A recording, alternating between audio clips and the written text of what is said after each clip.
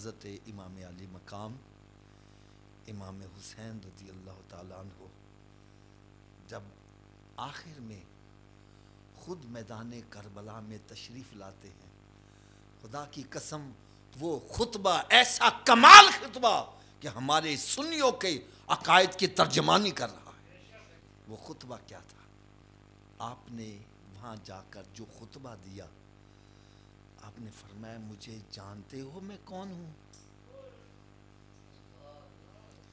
جس نبی کا تم نے کلمہ پڑھا ہے میں اسی کا نواسہ تمہارے سامنے کھڑا ہوں۔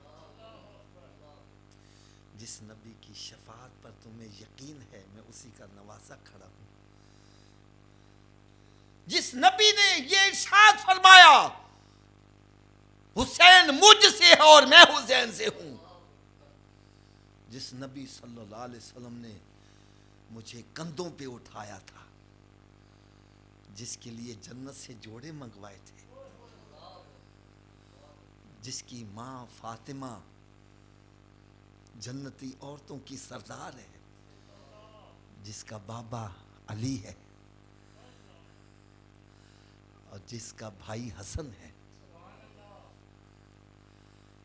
اور جس کی رگوں میں علی کا خون دوڑ رہا ہے، میں وہی حسین تمہارے سامنے کھڑا ہوں۔ وہ کہنے لگے حسین ہم سب کچھ جانتے ہیں، آپ نے یہ خطبہ کیوں دیا؟ یہ اتمام حجت کے لیے دیا، یہ نہیں کوئی رحم کی بھیک مانگ رہے تھے، نا نا نا نا۔ اتمام حجت کیا ہوتا ہے؟ کل کو قیامت میں کوئی اٹھ کر یہ نہ کہے ہمیں تو پتہ ہی نہیں تھا یہ حسین ہے، ہم تو جانتے ہی نہیں تھے اس کی عظمت کیا ہے۔ فرمایا قیامت کے روز تم یہ نہ کہہ سکنا ہمیں پتہ نہیں تھا، میں سب کچھ تمہیں بتلا رہا ہوں۔ وہ کہنے لگے حسین راستے ہیں صرف دو، تیسری آپشن کوئی نہیں ہے، یا تو یزید کی بیعت کر لو اور یا پھر لڑائی کے لیے تیار ہو جاؤ، بس تیسری آپشن کوئی نہیں ہے، یا تو یزید کی بیعت کر لو یا پھر لڑائی کے لیے تیار ہو جاؤ۔ اب جو میں کہنے لگا ہوں یہ میرے نقیب محفل بھائی اور میرے نعت خواں حضرات یہ بڑی توجہ سے سنیں۔ آپ نے ارشاد فرمایا تم کہتے ہو میں یزید کی بیعت کر لوں، جبکہ یزید فاسق و فاجر ہے، فاسق و فاجر ہے، اگر میں اس کے ہاتھ پر بیعت کر لیتا ہوں تو پہلے خلفاء کی خلافت پر حرف آ جائے گا،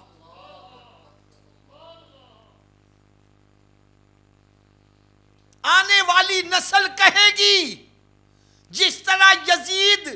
غلط تھا اس کے ہاتھ پر حسین نے بیعت کر دی، اس طرح عمر بھی غلط تھا، عثمان بھی غلط تھا اور ابو بکر بھی غلط تھا۔ فرمایا میں اپنی جان کی قربانی تو دے دوں گا لیکن ان خلفاء کی خلافت پر آنچ نہیں آنے دوں گا۔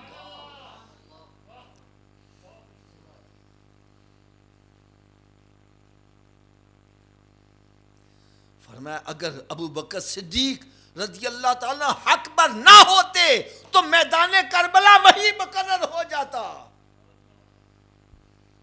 اگر عمر حق پر نہ ہوتے تو میدان کربلا وہی لگ جاتا، اگر عثمان حق پر نہ ہوتے تو میدان کربلا وہی لگ جاتا، اگر حضرت امیر معاویہ رضی اللہ تعالیٰ حق پر نہ ہوتے تو پھر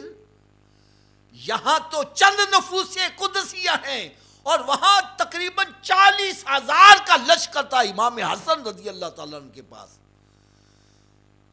لیکن آپ نے امیر معاویہ رضی اللہ عنہ کے ساتھ صلح کی ہے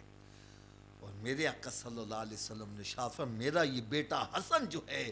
دو مسلمان گروہوں کے درمیان صلح کا باعث بنے گا، سرکار صلی اللہ علیہ وسلم دونوں کو مسلمان قرار دیا ہے۔ میں پھر ریپیٹ کروں گا یہ کس زبان سے نکلا ہے؟ جن کے کہے سے ہم نے خدا کو ایک مانا ہے،